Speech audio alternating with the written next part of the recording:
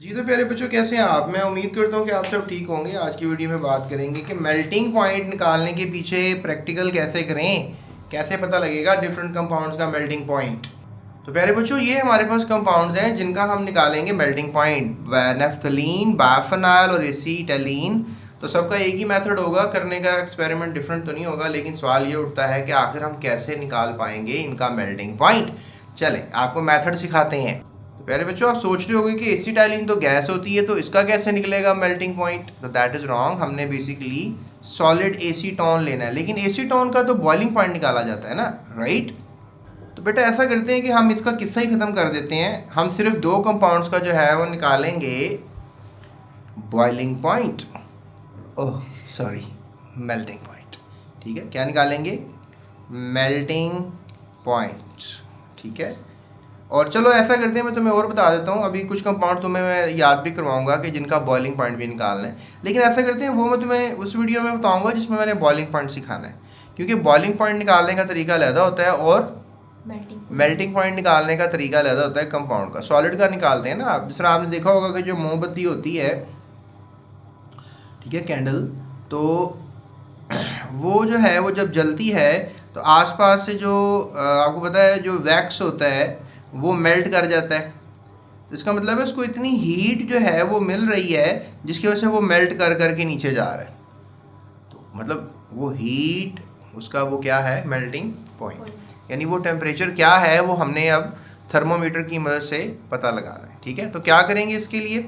इसके लिए जो है हम ये करेंगे कि हम एक ना ट्यूब लेंगे, उसका नाम होगा फ्यूजन ट्यूब। इस तरह की एक तो ऐसे होती है ना, टेस्ट ट्यूब होती है ठीक है, एक इस तरह की होती है जो बड़ी सी होती है, that is called the test tube. तो फ्यूजन ट्यूब जो है वो छोटी सी होती है लेकिन होती टेस्ट ट्यूब की तरह। यानी आप कह लो कि टेस्ट ट्यूब का जो अगर डवाफ या कह लो बोना एक वर्जन होगा, that is going to be called as a fusion tube.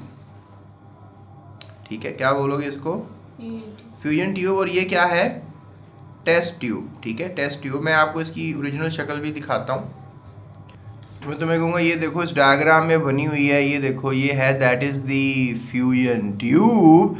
और तुम कहोगे सर ये ओरिजिनल शक्ल है, ये तो एनिमेटेड है। मैं कहूँगा अच्छा चलो मैं ओरिजिनल दिखाता हूँ। चलो ये टेस्ट ट्यूब्स देख लो। ठीक है, टेस्ट ट्यूब्स अब तुम्हें नज़र तो आ गई ना ये। ठीक है, इसी का छोटा वर्जन होगा, अगर छोटी सी, मतलब जो थर्मोमीटर के साथ लपेटी जाए, मतलब थर्मोमीटर के साथ आप उसको अटैच कर लें धागे के साथ। मैं आपको बताता हूँ कैसे।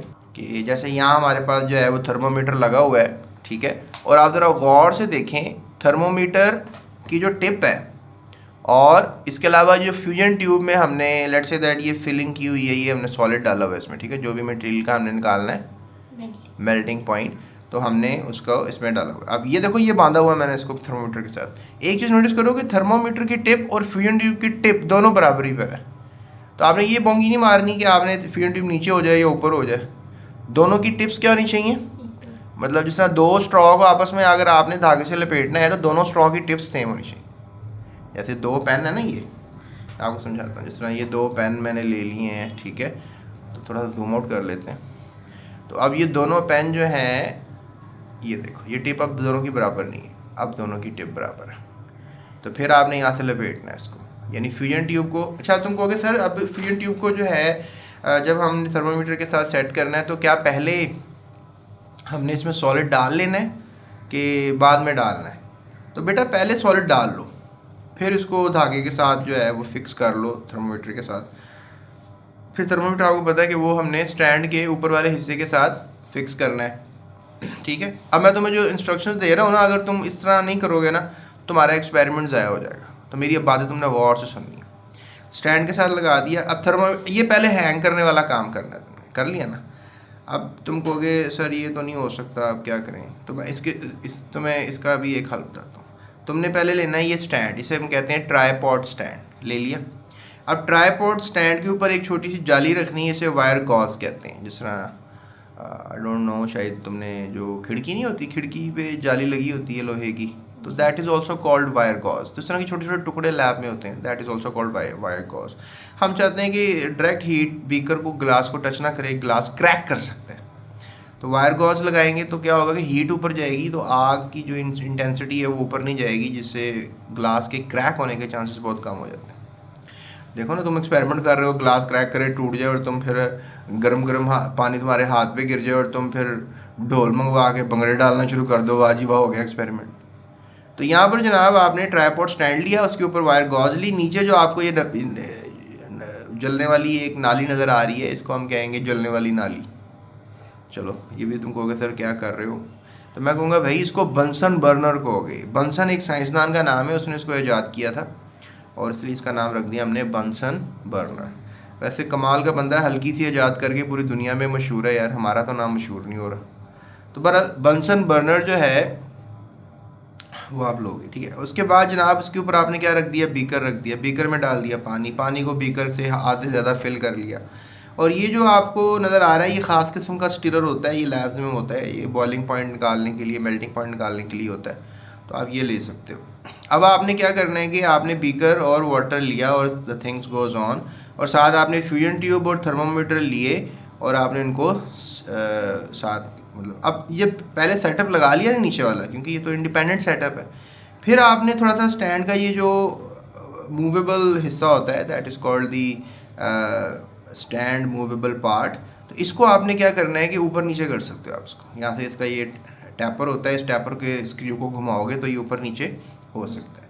तो आपने फिर इसको इस ऊंचाई पे ले जाना है कि आपका ये जो थर्मोमीटर की टिप है और फ्यूजन ट्यूब की टिप है ये मिडल ऑफ द वाटर में हो। आप चेक करो ज़रा, ये तकरीबन मिडल ऑफ द वाटर में है। Getting my point? यानी पहले नीचे वाला सेटअप लगाना है और फिर ऊपर वाला ये जो आपने बांधा हुआ थर्मामीटर इसके साथ, स्टैंड के साथ, देखो स्टैंड के ऊपर ही रखा हुआ है ना आपने इसको। तो ये एक्सपेरिमेंट प्लेस करना बड़ी इंपॉर्टेंट चीज़ है। एक्सपेरिमेंट करना इंपॉर्टेंट तो होता है, लेकिन उसको प्लेस करना भी इंपॉर्टेंट होता है कि कैसे आप प्लेस कर रहे हो। अब आप क्या कर रहे हो जी, आप एक्सपेरिमेंट कर रहे हो, फ्यूजन ट्यूब कभी इधर टकरा रही है वॉल के साथ, कभी इधर टकरा रही है, जलजला आया हुआ पूरे सेटअप के अंदर आपके, और फिर क्या हो रहा है जी कि आपसे सेटिंग नहीं हुई और थर्मामीटर टकरा रहा है इसके साथ, ग्लास के साथ। अब क्या सीन होगा कि आपका जो ग्लास है वो ज़्यादा गर्म होता है कंपैरेटिव विद वाटर, तो थर्मामीटर टेम्परेचर किसका ले रहा होगा, ग्लास का। तो हमने सेंटर ऑफ द सिस्टम में रखना है, यानी पानी के सेंटर में रखना है इस थर्मामीटर को और फ्यूजन ट्यूब को, ताकि हम टेम्परेचर एग्जैक्ट पता कर सकें क्या चल रहा है इस वक्त पानी का। और जब वो पानी का टेम्परेचर एग्जैक्ट पता लगेगा तो हमें पता लग जाएगा कि अगर ये मेल्ट होता हुआ हमें नज़र आया, ये सॉलिड हमें मेल्ट होता है, जैसे वैक्स जब मेल्ट होती है हमें नज़र आती है कि मेल्ट हो रही है। जब मोम जो है मोमबत्ती का मेल्ट होता है तो हमें नज़र आ रहा होता है कि ये मेल्ट हो रहा है। इसी तरह से जब सॉलिड जो है ये मेल्ट हो रहा होगा तो हमें पता लग रहा होगा कि ये मेल्ट हो रहा है। वो जैसे ही हमें ज़रा सी फीलिंग आए कि भाई ये तो मेल्ट हो रहा है, तो फ़ौरन नीचे से बंसन बन हटा देना है। और टेम्परेचर जो थर्मोमीटर पे है ये आपको नोट करना आना चाहिए, कैसे नोट करते हैं इसकी मैं वीडियो फिर कभी अलग बनाऊंगा जिसमें मैं आपको थर्मोमीटर पे टेम्परेचर नोट करना सिखाऊंगा। वैसे अगर आपने कभी किसी मरीज़ का बुखार चेक किया है तो आपको थर्मोमीटर का थोड़ा बहुत इस्तेमाल तो आता होगा। तो आपने जनाब इस पर टेम्परेचर नोट करना, जैसे मेल्ट यहाँ से देखा आपने मेल्ट होना शुरू हो गया, वहाँ से आपने टेम्परेचर नोट कर लिया।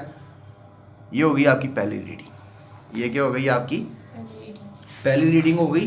तो पहली रीडिंग आपने ले ली, that is called the temperature one. Let's say that कि वो टेम्परेचर मैं आपको बताता हूँ, ये आपकी जो रीडिंग्स यहाँ पे लिखी हुई हैं ये ना मानिएगा, क्योंकि अभी हम वैसे नेफ्थलीन का निकाल रहे हैं, मेल्टिंग पॉइंट किसका निकाल रहे हैं, नेफ्थलीन। नेफ्थलीन बहुत खूबसूरत सा कंपाउंड है, ऑर्गेनिक कंपाउंड है। आपने क्लास 10 में इसको ऑलरेडी पढ़ा हुआ है, ऑर्गेनिक केमिस्ट्री के चैप्टर में।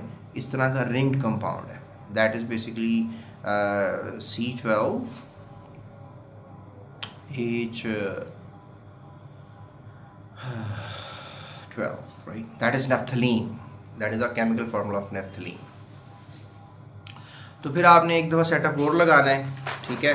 आपने ये हटा देना था बड़े तरीके से, मतलब इसको स्टैंड को स्क्रू को खोलना है, ऊपर उठाना है और आपने ये सारा सिस्टम जो है वो बाहर निकाल लेना है। यानी थर्मोमीटर भी बाहर आ गया, उसके साथ साथ फ्यूजन ट्यूब भी बाहर आ गई, ठीक है।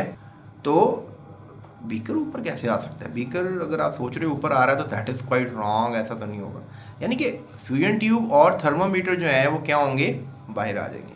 फिर आप धागा खोलो इसका, फ्यूजन ट्यूब में एक मरतबा मतलब नॉर्मल हो जाएगी फ्यूजन ट्यूब, तो आप उसमें दोबारा क्या भरोगे, नेफ्थलीन भरोगे। थोड़ा सा इतना सा जितना आपको नज़र आ रहा है यहाँ पे, मैं आपको जूम करके दिखाता हूँ कितना भरना है आपने। तकरीबन इतना ही भरना है जितना उन्होंने भरा हुआ है, राइट।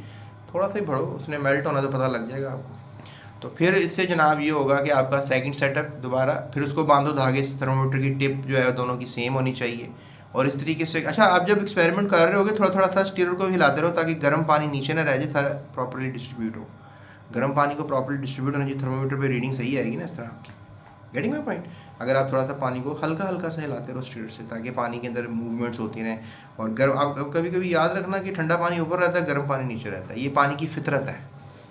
जरा आपने पढ़ा था ना एक कॉन्सेप्ट कि मछलियाँ नीचे जो है 4 डिग्री पानी में ज़िंदा रहती है, ऊपर बर्फ़ जम जाती है। इसलिए बीकर के अंदर भी हल्का हल्का सा पानी को हिलाना चाहिए ताकि हीट इक्वली डिवाइड हो जाए। ठीक है, हीट को डिवाइड करना है मकसद है हमारा, क्योंकि हीट अगर नीचे नीचे रहेगी तो थर्मोमीटर पे एग्जैक्ट रीडिंग नहीं आएगी। तो बहरहाल दूसरा सेटअप भी लगाओ और फिर पता लगाओ टेम्परेचर क्या है, राइट। तो इस तरीके से जो है तुम्हें पता लग जाएगा कि दूसरी रीडिंग जो है वो क्या आई है, राइट। तो दूसरी रीडिंग जो है वो जो भी आई है that is going to be, let's say that 80 और 80 आई, 81 आ गई। 80 और 81 को अगर हमने 2 से डिवाइड किया तो 80.5 हमारे पास आंसर आया, and that is going to be the melting point of the naphthalene, right. Melting point of the naphthalene. तो ये आपका रिजल्ट है और इसका आपको पता होना चाहिए। तो ये बहरहाल आप अगर प्रैक्टिकल लिखना चाहते हो तो आप सबसे पहले क्या लिखोगे कि आपको मटेरियल क्या क्या चाहिए, सब मैंने आपको बता दिया है, ठीक है। अच्छा, तो बच्चों इस सारे एक्सपेरिमेंट में कभी कभार हमसे भी थोड़ी गलतियां हो जाती हैं, इंटेंशनली बैठे होते हैं, कभी पता लग जाता है बात का, कभी थोड़ा सा मसला हो जाता है, तो I am really sorry for that. अच्छा, एक जो करेक्शन मैं करना चाहता हूँ, जो मैंने सारा डाटा भी आपको बताया सारा सही था, बस एक चीज़ उसमें थोड़ी सी मिस्टेकनली मैंने आपको बता दी। ये जो आपको नज़र आ रही है, आप रीडिंग जब लेबलिंग देख रहे होगे उसमें आपको नज़र भी आ रहा होगा, ये तो कैपिलरी ट्यूब लिखा हुआ है और मैं तो फियन ट्यूब कही जा रहा हूँ। तो फ़र्क सिर्फ ये है कि कैपिलरी ट्यूब को फिल करना भी एक आर्ट है। ये मैं आपको किसी और वीडियो में बताऊंगा कैपिलरी ट्यूब को सॉलिड के साथ फिल कैसे करते हैं। फ्यूजन ट्यूब थोड़ी सी बड़ी होती है, वो मैंने सही कहा कि जो टेस्ट ट्यूब है और जो फ्यूजन ट्यूब है वो डवार्फ वर्जन है टेस्ट ट्यूब का, फ्यूजन ट्यूब। लेकिन कैपिलरी ट्यूब और बारीक सी ट्यूब होती है, ठीक है। और वैसे बांधने का स्टाइल तो सेम ही है दोनों का, फ्यूजन ट्यूब हो या कैपिलरी ट्यूब हो, बांधने का स्टाइल सेम है। तो फ्यूजन ट्यूब आपको मैं बताऊँ, ये फ्यूजन ट्यूब है जिसके अंदर आप कैपिलरी ट्यूब रख सकते हो और उसको आप फिर हिलाने का काम ले सकते हो, यू नो। तो वो किसके लिए इस्तेमाल होगी? बॉइलिंग पॉइंट के लिए। फ्यूजन ट्यूब बॉइलिंग पॉइंट के लिए इस्तेमाल होगी और कैपिलरी ट्यूब जो है वो इस्तेमाल होगी किसके लिए? मेल्टिंग के लिए। तो ये थोड़ा सा बस मैं आई डोंट नो, वैसे गलती होती नहीं है बात करते हुए, लेकिन आज हो गई है। बहरहाल आप याद रखिएगा। तो कैपिलरी ट्यूब जो है वो आपको मटेरियल चाहिए, थर्मोमीटर चाहिए, ठीक है, and you need some more things. और फिर इस तरीके से ये प्रैक्टिकल सारा आप परफॉर्म करेंगे, जो मैंने आपको तरीकाकार बताया ये वैसे ही रहेगा, right. So that's it, thank you so much. मज़ीद वीडियोज़ के लिए इस चैनल के साथ रहिएगा।